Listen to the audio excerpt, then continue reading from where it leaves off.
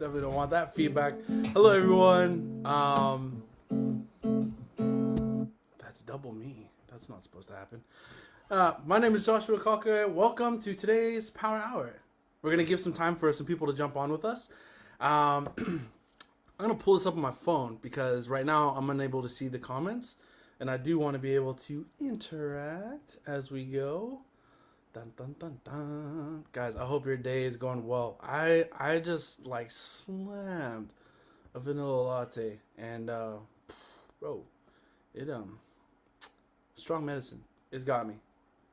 I'm like not seeing spirits or anything, but it's pretty real. It is pretty real right now. Yeah.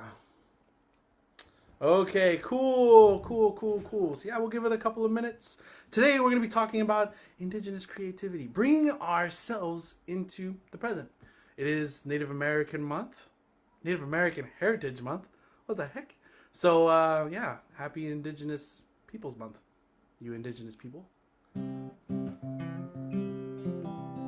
Ooh, some people saying I need a latte.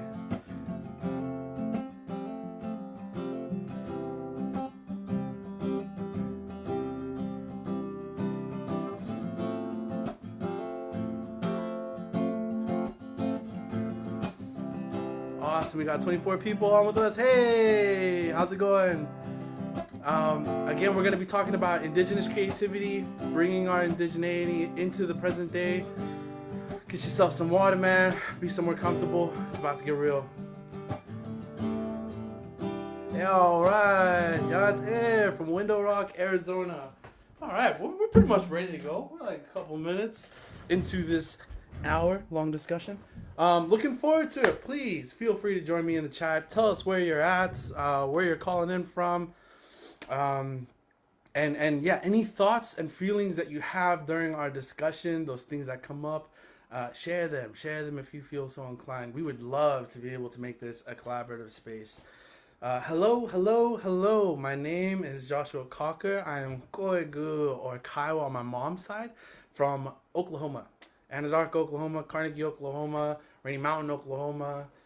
These are my peeps. So shout out to all my homies on the KCA. A little bit more respectfully, it's good to have you guys on here with me if there are any family from the KCA. And then on my dad's side, I'm Tongan by way of New Zealand, Aotearoa. So I'm super excited to be with you guys, bring my collective wisdom of my lived short 28 years from these different places of the world so that we can be able to have a discussion about Indigenous creativity and bring our indigeneity into the present. So I'm grateful to have been able to come from the places that I come from. I would also like to introduce the place and peoples that I live with now. So there is a beautiful woman. Her name is Eva Pagling. We are in her territory. She is my partner. And we have our two children. These two cradle boards represent our two wild feral babies. Our baby girl is 16 months old. Her name is Togya Horoma, and it means she kills in the snow. And then our boy's name is Antok, and it means more than a friend. These are their legal names. So we're happy to invite you into our home here in Chumash territory, Central California, just outside of Santa Barbara. Thank you for being with us in the spare room. Really appreciate it. So today, our discussion and the things that we're going to be talking about. Again, if you have those thoughts and feelings like, hey, I have something I want to contribute, let's do that.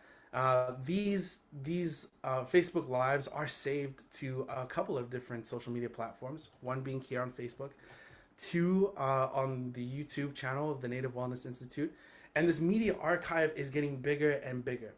And one of the things that I think is so incredible about this is we're able to stay close to original practice in terms of oral tradition, and being able to trade with one another in true allyship. And I'll talk more about what I mean by true allyship rather than just saying allies. And doing so, what we're doing is we're like laying or adding to, I guess, the sure foundation of what our past generations have done, which have given us the opportunity to live in a time where we do now. And it is a beautiful time to be Indigenous in terms of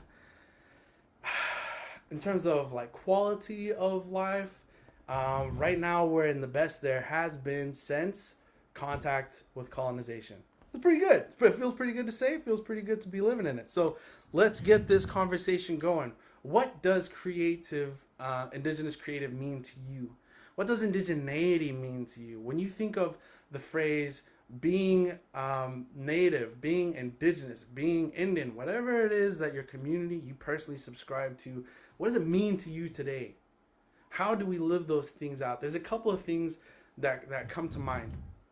We're going to use some foundational principles to base, of course, our conversation on today, and we will explore them, together in the comments, and then also hopefully through our conversation, grow up a little bit with these things.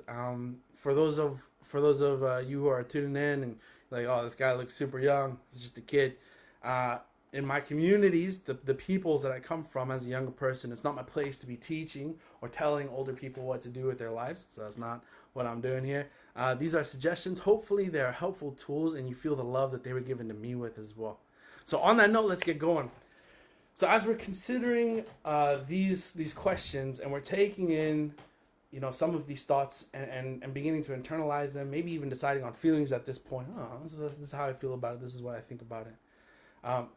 One of the things, a few of the things that I think about are often the words traditional, urban, res, some other things that kind of pop off. What does it mean to be indigenous today? What does it mean to be Indian today? Another thing that pops up in my head is creative, spiritual.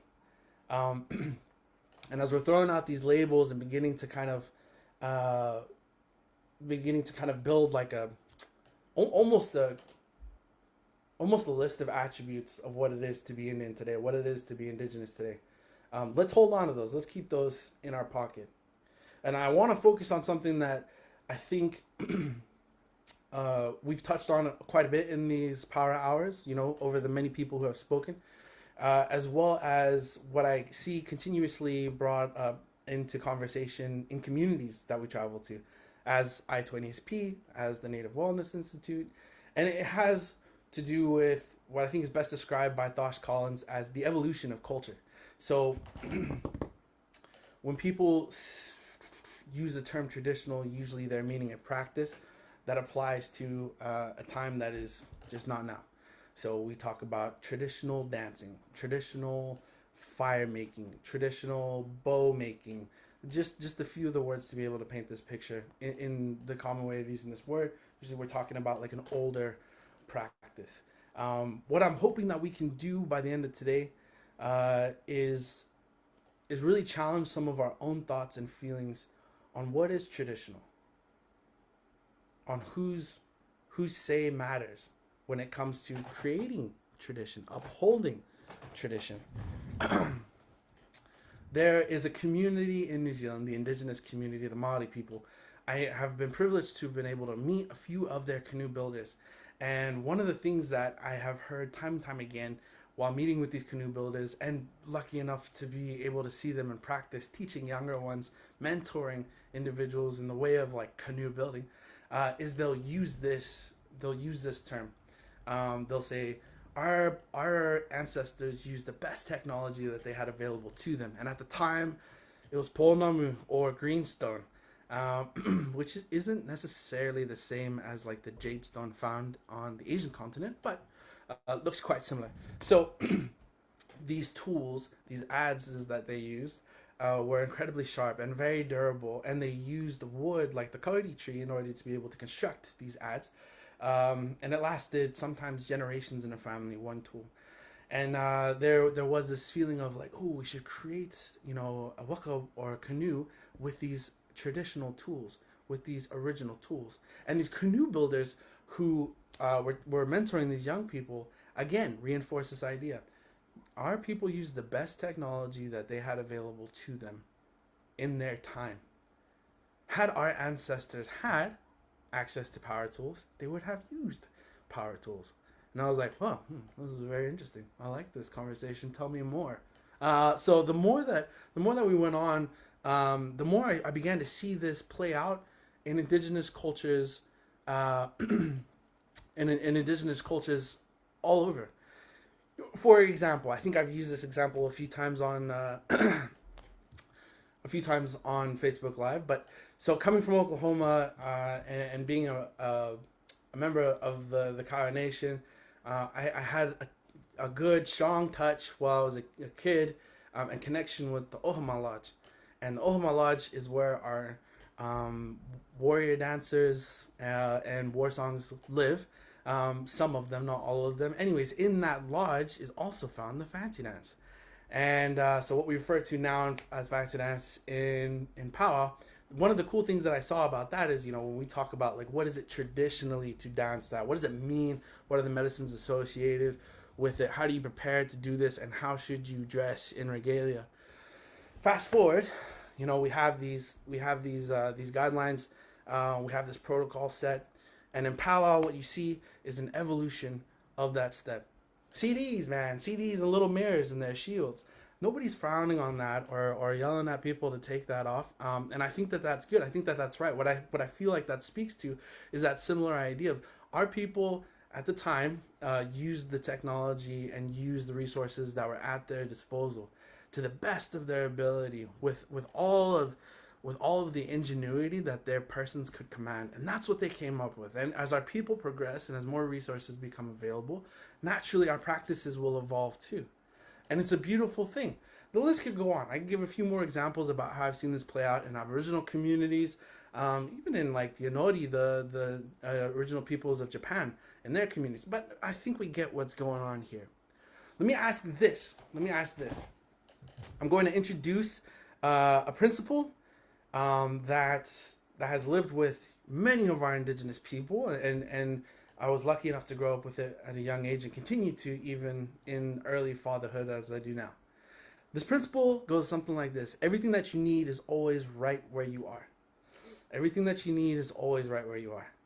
The way that we display, explain, personify this teaching is through our practices of like shelter building, lodge making, friction, fire. What else, man? Like it lives in a lot. It lives in a lot. But let me explain what that's come to me, what that's come to mean for me in this stage of my life. Everything that you need is always right where you are.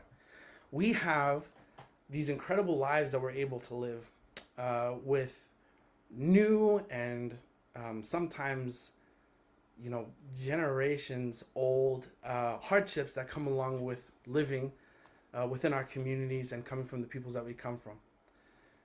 Everything that we need is always right where we are. One of the things that speaks to, I believe, is another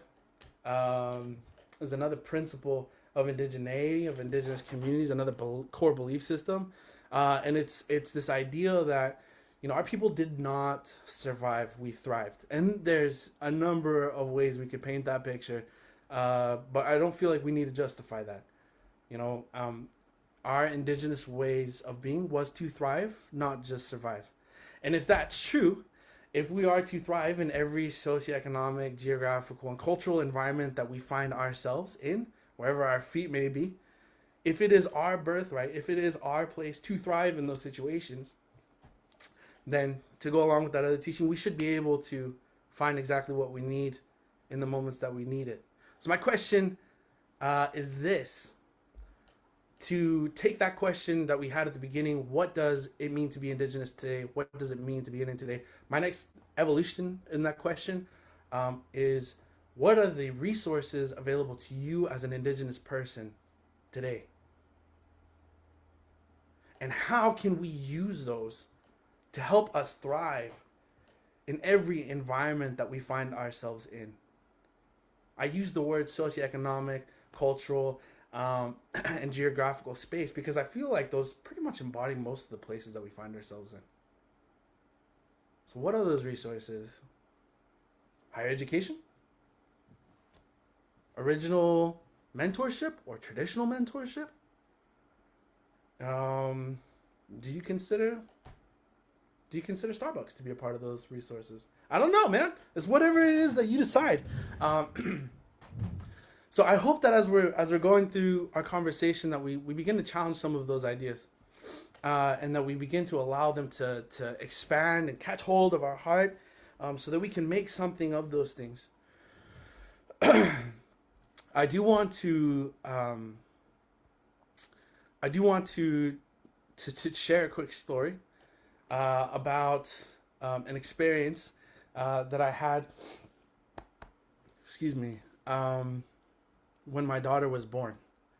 Uh, Without shaming anyone out and giving too much personal information on Facebook Live, which of course we know is a big no-no. One of the things that I saw during the actual day, the 28th of July of 2020, one of the things that I experienced during the time of my beautiful wife's labor, um, was how difficult it was for me. And I know that sounds selfish, like, you didn't even have the baby, bro. Chill out. But hear me out. Hear me out. So it was difficult for me to be a part of that situation and engaged in those moments, believing and feeling like there was nothing I could do to be able to help her. She was in so much pain, and it started at 4 in the morning and didn't end until about 8 at night. And that was hard. It was hard for me to see. And when I would think about it for a long time after, actually, I would just cry because I couldn't, like, oh, it was a lot. Um, but one of the things that I also was able to do in that situation was to on draw on some of the resources that were at my disposal in my immediate area.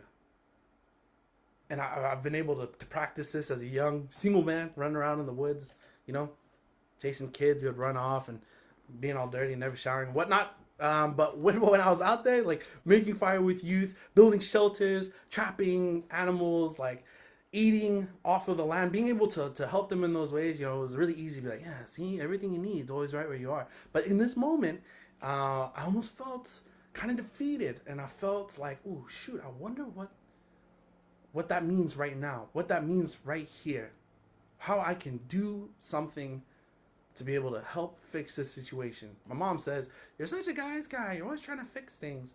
I don't know if that's true. Who's to say what is the typical man? But I will say that is 100% an attribute that I subscribe to. So in trying to work my brain in a way that helped things go well, I started leaning into everything that I could possibly think about. I started singing, man, and didn't stop for like an hour. And then we were praying, like in every language I knew, man. I was asking for help, reaching out so that Eva could be uplifted. Anyways, go through this hard time.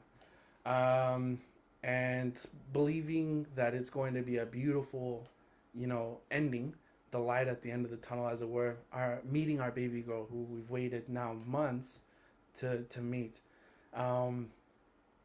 There was a lot of uncertainty during that time. I was like, man, is it supposed to be this hard? It's my first kid. Like, I don't really know. I've never been in the room. Here we are, and it's just happening.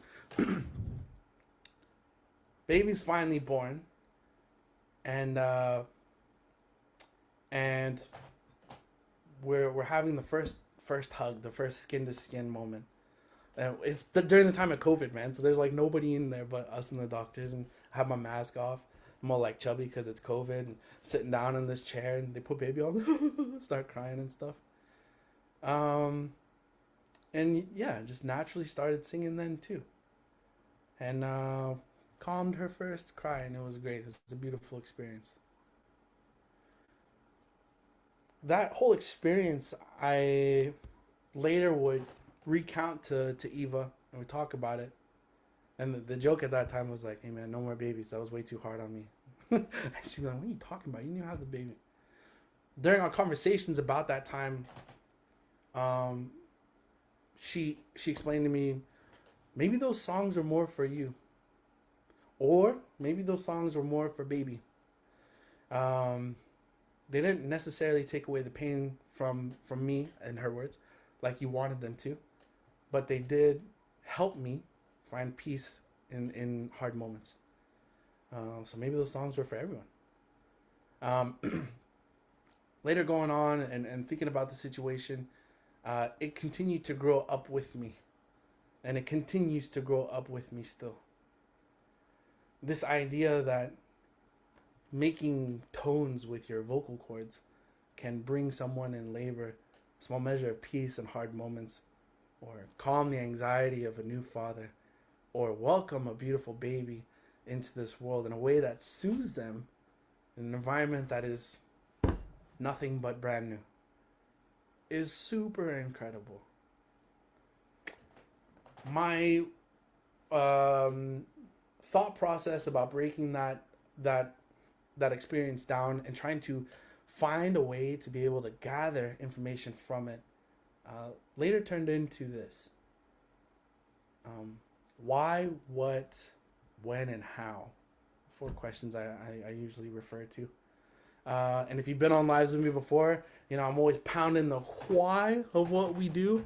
When our why is certain, our purpose is certain, then how we go about doing it will be made known to us in the moments we need it. I'm a firm believer in that. And I think that's still the case in this situation. My purpose was sure. I wanted to be able to support Eva. I desired personal peace in those moments too. It was hard for me to be there and to see her and to feel kind of helpless. And then when my baby came, our baby, our baby came. I wanted to be able to share a piece of who I was with my daughter in her first moments in this physical world, out walking around with the rest of us. And it came in the way of a song. Thinking back on it though, I could have done a few other things, and it would have been just as powerful. And I think that that idea is incredibly powerful. That it's come to be very important to me as an individual. This idea of like, if you're sure in why you are doing something, then what you do is a little bit less important than the experience itself. Does that make sense? If I'm sure in why I am doing it, then what I do about it, I trust and believe will land. So again, let's revisit that idea. What are the resources available to you as an Indigenous person today? What does it mean to be Indigenous today? What does it mean to be Indian, man? I don't know. You tell me. As we're thinking about these things and as we're exploring these ideas, hopefully our mind begins to broaden in terms of scope of what are the resources available to us. Okay, Indigenous creativity. Let's go back to the title of this Facebook Live that we got going on. How we use the resources to be able to better our own lives and progress our own story will become tradition. It will. How we use the resources available to us to be able to live our lives and better our own stories, they will become not only a part of tradition, but they will become a part of, I believe, what our own personal community in some instance, and even systemic in the larger sense of what it means to, be Indigenous. Those practices are going to tie us to the literal places that we come from. What is more Indigenous, what is more traditional than place-based wisdoms? Isn't that who and what we are? Isn't that one of the things that gives us a right to be able to claim space, claim ancestry, to be able to claim spiritual experiences and even healing? So Indigenous creativity, I hope we begin to think about it like this. What are the resources available to us? And how am I going to use them to better my own life and my own walk?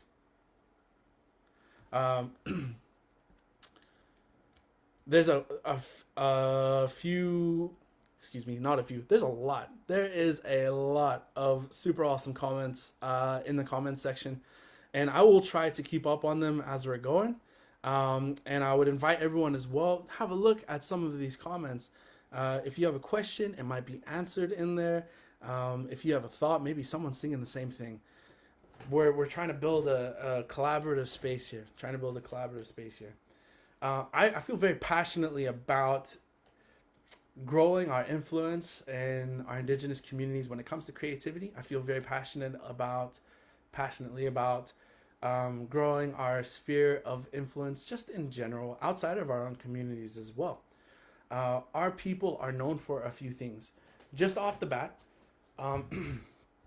when indigenous people are viewed in Western culture, there is a sense of spirituality that is expected. So, for example, there are many business meetings that don't necessarily start with a prayer. But if you get together with a bunch of Indians, you're expecting to start with a prayer in a good way. That could be a song, could be um, good words, a quote even. But we're expected, or generally expecting one another to be able to be tied to those things, to understand, have a grasp on our teachings, and to be willing to share them in certain spaces as well. Another thing that is that we are characterized by, we're known, a characteristic we're known by, there we go, in indigenous communities, is our ability to comprehend the world around us. And I say that for this reason. When New Age, spiritualism, neo-spiritualism, whatever term you want to use for it, people are trying to appropriate our cultures. They will often use these teachings from various communities. I might add, I don't really know if they fully understand the teaching that they're sharing, but they do share it anyways. And in those spaces, there is an attempt to grasp a hold of a spiritual power that belongs to a people that was born out of a space. That's important. That's really important. I think one of the things that's powerful about being known by certain characteristics, it's like a validating external factor. You don't necessarily need that, but it is good to have it. I hope that we as individuals subscribe to some of those same truths that our people are known by. I hope that we have explored a personal relationship with our creators, creating spirit, whatever it is that our community believes in. I hope that we as well strive to be tied to the principles that the practices of our people are based on, so that we can be kept by that same power that we honor and revere, because it's open to us. This too is a part of the resources that are available to us as indigenous people during this time. What I have seen in my short time in this life is that there are some attributes that we can acquire through our own lived experience that will hinder our progression in being an indigenous creative. It will hinder our growth as a two-legged being on this earth. And so I wanted to be able to share some insights from my own community. There is a word in Tongan, and the word is lepa, and that's Lepa, lepa. Lepa means a ship with no wind in its sail. If you're lepa, it's like you're lazy, not going nowhere, man, deadbeat. So lepa is an attribute that we personally strive to avoid in our Tongan communities for a number of reasons, and we'll touch on a few of those in a moment too. But when you find your waka or your vaka, your kalia, whatever it is that you decide to label that as your canoe, whenever you find your vessel stuck out in the middle of the ocean, being tossed with all the waves of uncertainty and no wind to speak of, there is a way to be able to help you out. The Tongans say that it is this. You can, ai wha mo'ui, your vaka, your canoe, you can breathe life, or you can make alive your canoe by choosing to have new eyes that see, a heart that feels, and hands that do. Okay, I was like, there are a few things that stop us from progressing in our story, and then I was like, yes, eyes that see, hands that do, heart that feels. What does that look like? What does that mean? It means to be in a canoe with no wind. We have to lack vision because we don't have eyes that see. And I don't mean like you can't see, you need prescription glasses. No, no, no. I mean, we lack the ability to see ourselves in the future. We lack our ability to be able to see what success means to us. We lack our ability to have hands that do, to be able to build a plan to move towards that success so that we can draw those things, and those medicines closer to us and our own, to grow up with those things. A heart that feels, we lack the ability to find spiritual and emotional balance. So, here's another question that I posed to our beautiful 41 people who are with us today. My question is this: how do you view success? What do you view as a powerful spiritual practice? What is it that you view as emotional wellness, or emotional stability, or emotional centered? What does it look like? What does it sound like? What does it feel like? Once we have been able to address some of those questions, take into consideration all the things that we're thinking about, are we there? If the answer is no, then perhaps we have a weak wind. If the answer is I don't have any of those things, probably I get pa. We're probably just sitting there with no wind in our sails. Not a problem. Not a problem. It is a good thing to be able to address those things. It's a good thing to be able to take a hard look. It's a good thing to be able to be critical about our own situation. When we are able to do those things, look at it objectively. Yes, I can see that these things are happening. I can see that I agree with the idea that I'm sitting out here in the ocean of uncertainty with no wind in my sails. How can I breathe life into it? We find hands that do. We begin to build a plan to move towards that better life.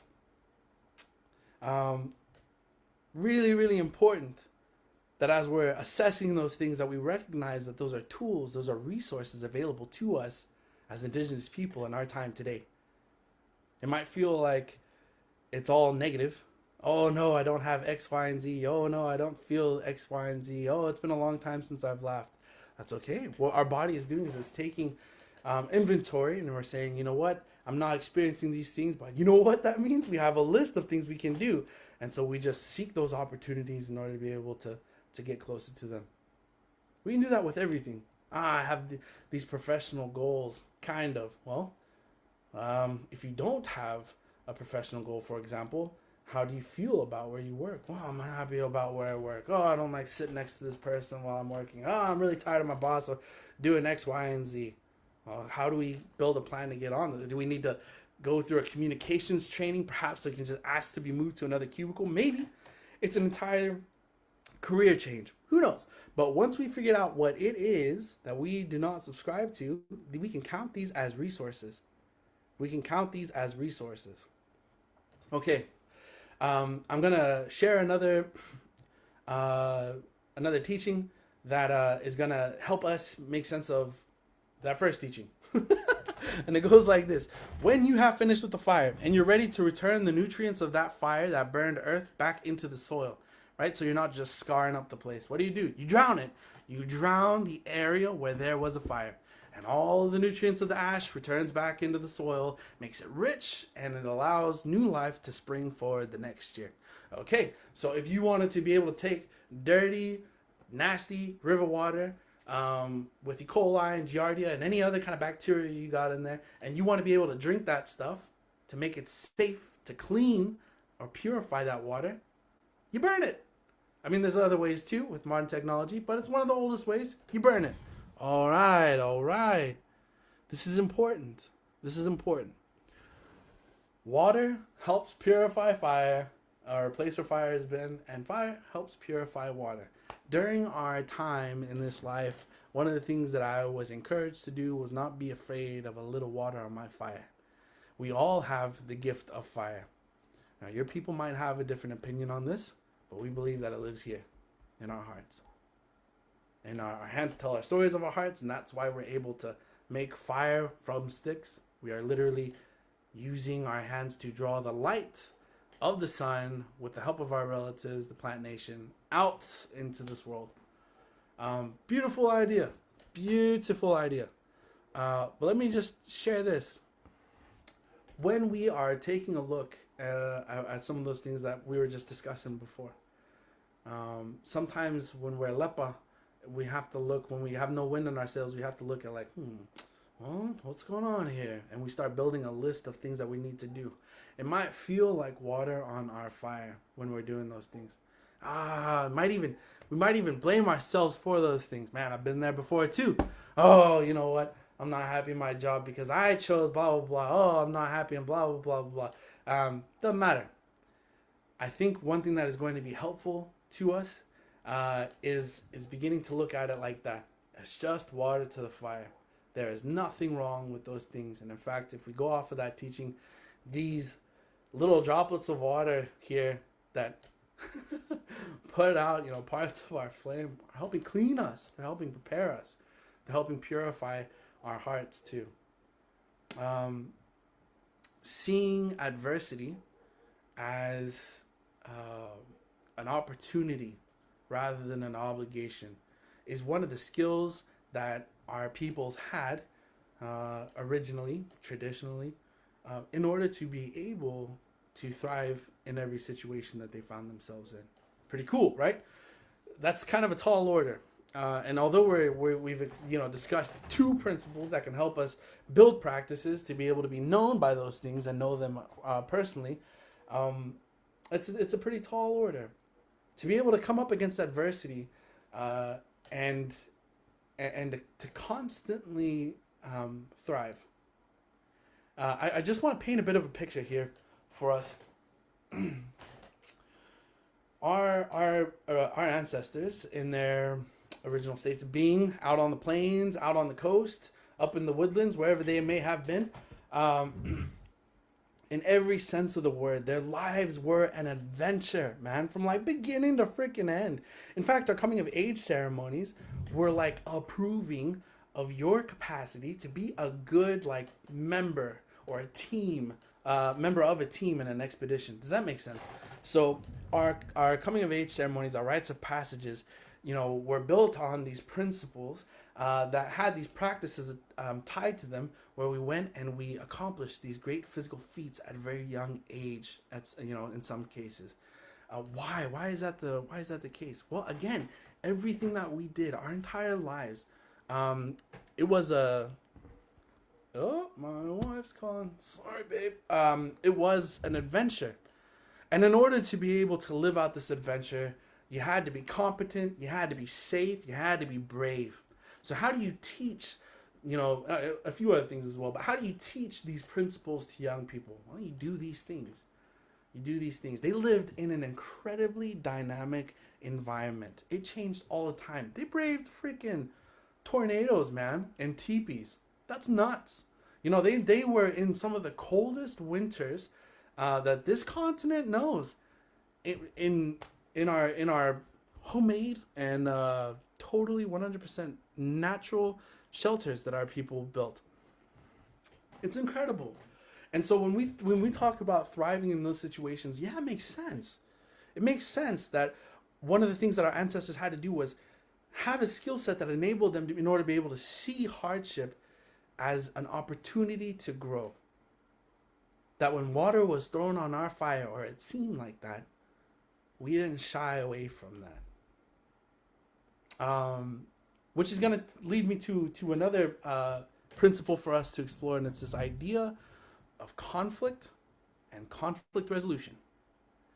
Let me just say this, that there are two parts to every conflict. And conflict breeds violence. Violence in this instance, in this setting, we're not going to define as a hit. Violence will define as a hurt. And we will hopefully all agree that we don't get to decide for other people when they feel that hurt. Okay, so conflict and conflict resolution, knowing that it breeds violence. In our lives, and I feel like during this particular season of the year, the holidays, it's like rich in conflict of schedules, of family members. Sometimes, like, you keep cooking that freaking recipe, that's mine, stop, whatever it is. um this time can be rich in conflict. You know what? So can every other time, so can every other season in our life.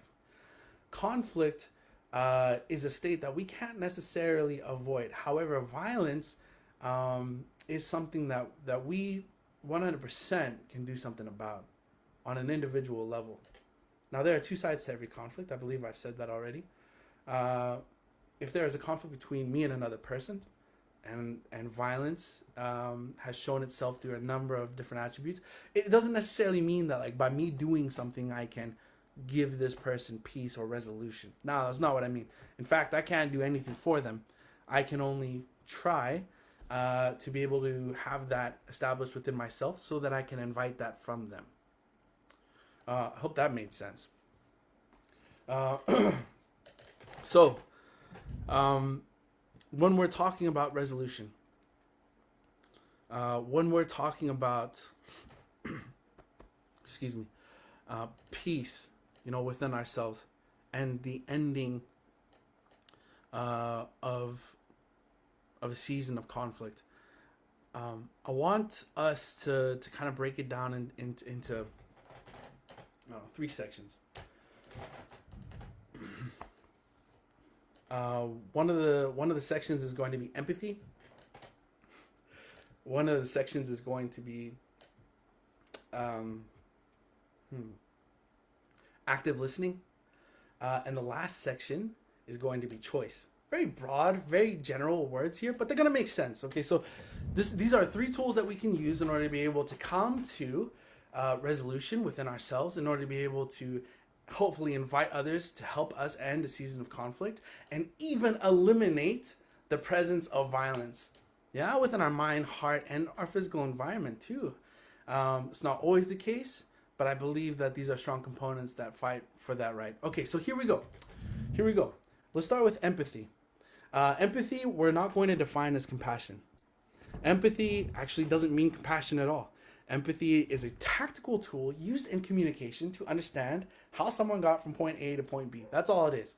If you can listen to someone and listen to their side of the story, and it's like, you know what, I actually don't agree with pretty much anything that you just said, but I understand how you got from point A to point B. Congratulations, that is empathy. Allowing ourselves to be empathetic in situations allows us, or means, sorry, it speaks to another attribute. It means that we're being teachable in those moments. We're able to view something and make sense of it in our own way and agree in some way with the person that we're speaking to. Empathy, the natural step of empathy, just like the natural step of conflict is violence, the natural step of empathy, excuse me. Oh my gosh, I lost the word here. Feel for finding, like, to love one another. Compassion. There we go. That's the word I was looking for. The natural step of empathy, it breeds a sense of compassion. It doesn't make you a compassionate person. It doesn't mean you're going to love everything about that person.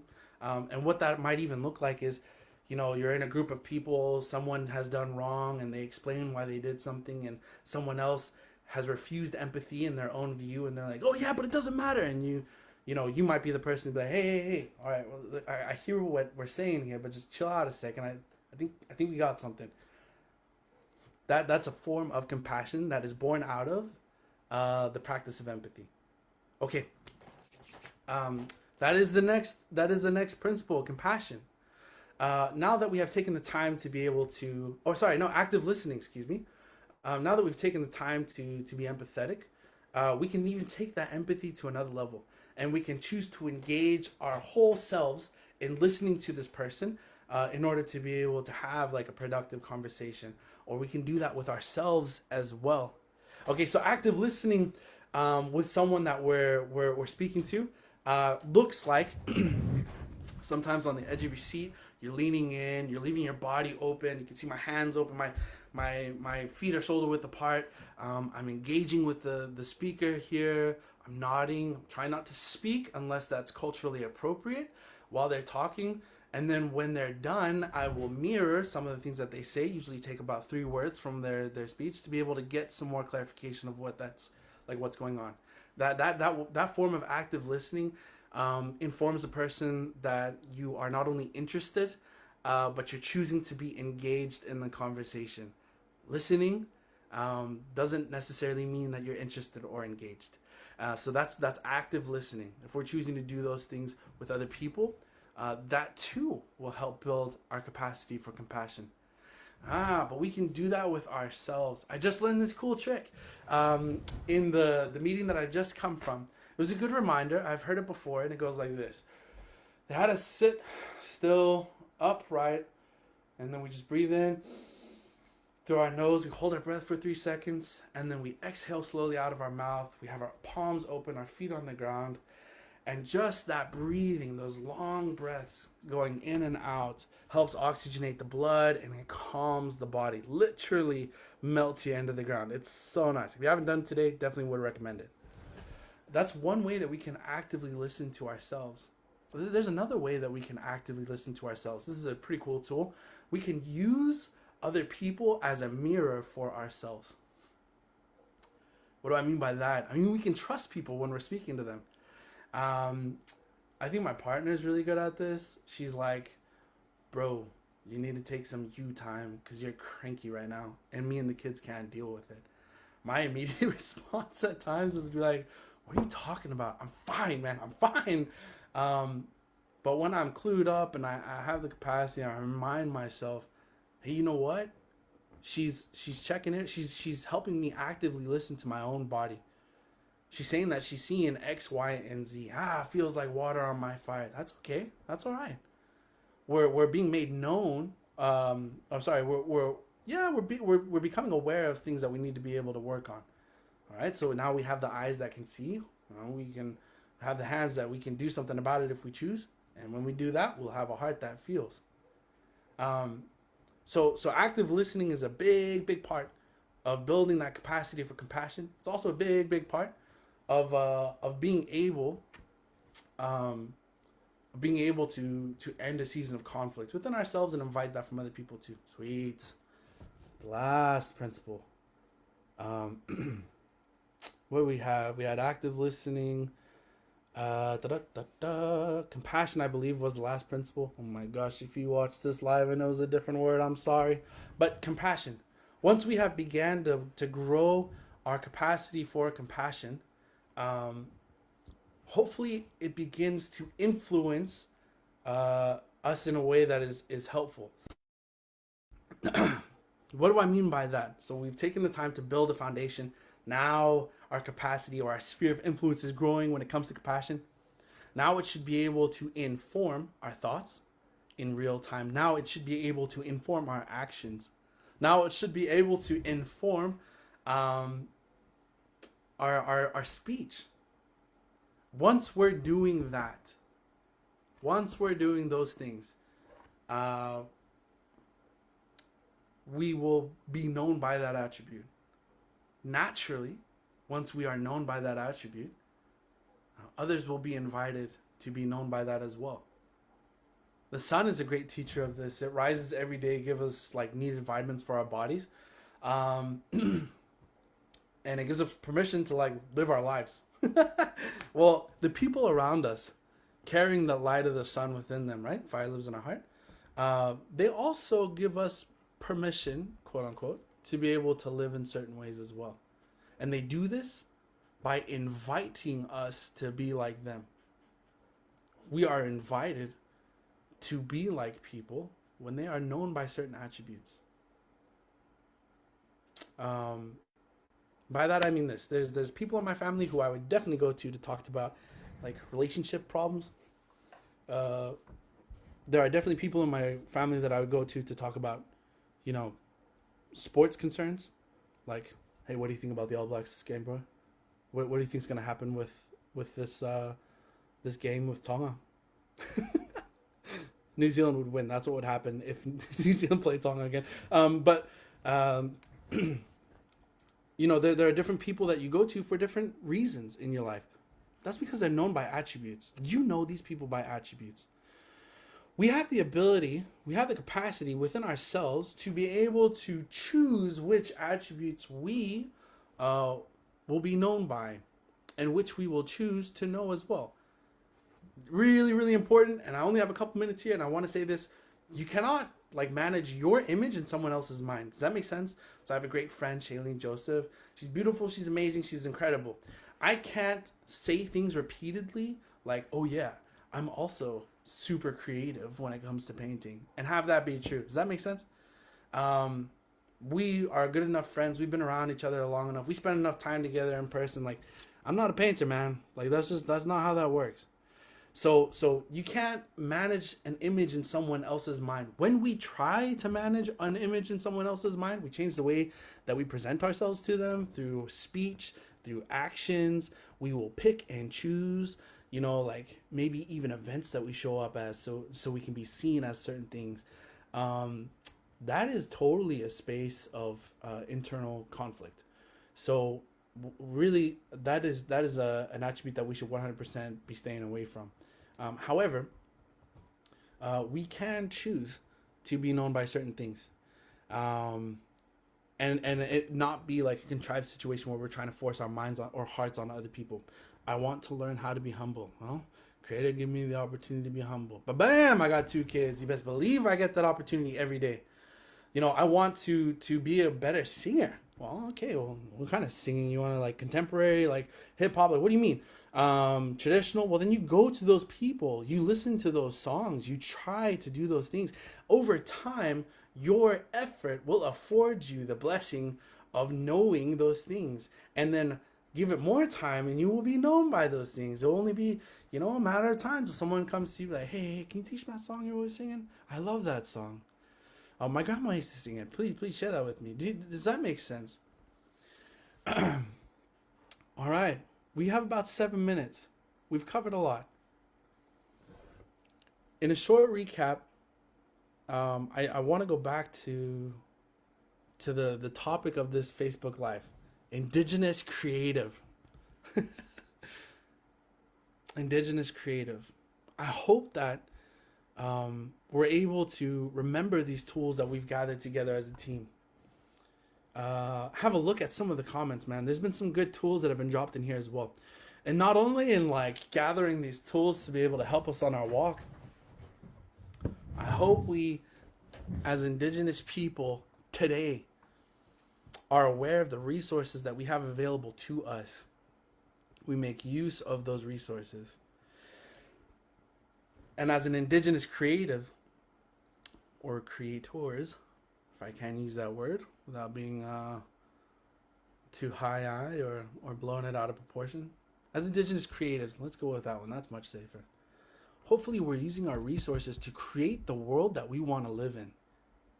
It's that time, man. It's 2021. Are we still dealing with a lot of the harmful and negative impacts of intergenerational and historical trauma? Absolutely. Colonization and colonialism are still impacting our people 100%. But we have tools that are available to us only in this time. And if we use those tools to be able to build our people up, we use those tools in a way that enables us to be able to thrive individually within our communities, within our spaces, then what we do is we begin to invite others to be able to do the same. Those young ones who are following us, my kids when they get older, they will be invited to take it a step further, to move that goalpost back just that much more. And the next generation will do the same. And the next generation will do the same. Here's how I view our situation as Indigenous people, as individual sovereign nations. I think that's going to happen really no matter what anyone does individually. I think the ball's already started rolling and you can't stop it. And I'm glad. I'm glad that I feel confident in saying that. But here's the most important takeaway for me. The individual is the reason for the community. The individual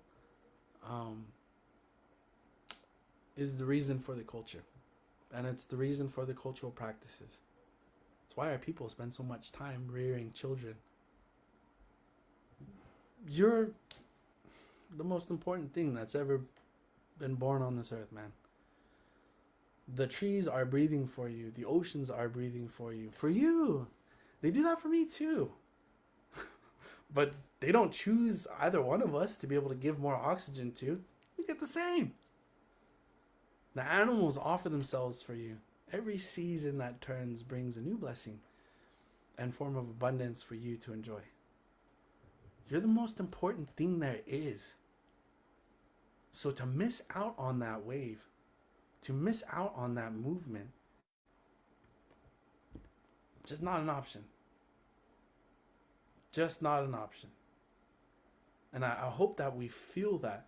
I hope that we're looking at this and like, if you ever get stuck in that big picture thinking, and I've seen it before, where it's like, oh, well, you know, there's all this healing in Indian country. Like, it doesn't matter what I do. You know, there's all these good things happening. Like, it doesn't matter what I think. Or so many bright minds in my community. I'm not going to go to that council meeting. I'm not going to, whatever, man, whatever. Bro, we need you.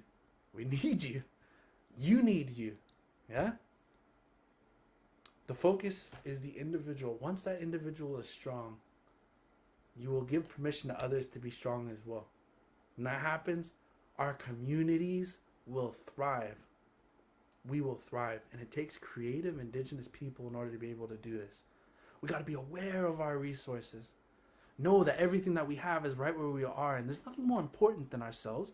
And so we will strive to look out for our own best interest, and we will lift other people in the process as well. You are beautiful. I am so glad that you came to join us today. Thank you. Hey, it's that time of the year, Indigenous Peoples Month. Good time to be Indigenous as per usual. I hope that as you're going throughout your time, that you feel strengthened by some of the things that we've talked about today and some of the things that you've seen in the chat. The thoughts and feelings that came specifically to you, the way that you interpret that, is beautiful. Keep it. It's part of your resources. You deserve those things, and I'm glad you got them. The last thing that I want to say is that right now, up until December 10th, which is the deadline for what I'm going to talk about, there's a contest going on. We Are Native, the Native Wellness Institute, Indigenous 20-something Project, and NIDA are putting on this contest. You can go to our pages to be able to view this contest. Now, you have to be 14 to 25, I believe is the target age range. Might be 15 to 25. Don't worry, I'm out of that age range too. But here's what it is. It's a resource available to our people. There's a personal competition, and then there's a community competition. And it's called Strengthen My Nation. There is money available for people who submit entries to this contest. It's art, and it's whatever you define art as. Again, it ends on December 10th. Our young people have incredible voices, and they have great and beautiful visions that some of us as older people literally are unable to comprehend. Putting them in this position to be able to submit an entry will get them a chance to be able to get that money. No one's going to look out for our own people better than our own people. So I hope that we're able to have someone in mind and get that information out there. Again, if you go to wearenative.org and check out Strengthen My Nation contest, it's a beautiful resource available to young people. To all of us older people who missed that boat, don't worry, I'm in there with you. During this time, it can be lonely during the holidays. Whether it's you or someone else experiencing that loneliness in the time and season of COVID, as crazy as it is, please use the Native Wellness Institute as a shoulder to lean on, man. Check out all of our... Oh, there we go. Shailene put in the contest URL in the chat, so feel free to check that out. Lean into the Native Wellness Institute's media archive. Have a look at some of the power hours. We love you guys. Seriously, we love you. We might not know all of you, and that doesn't matter. You're incredible people. Thank you so much for being with us. I look forward to talking to you guys at some point in the future. We'll call it there, man. Have a good day.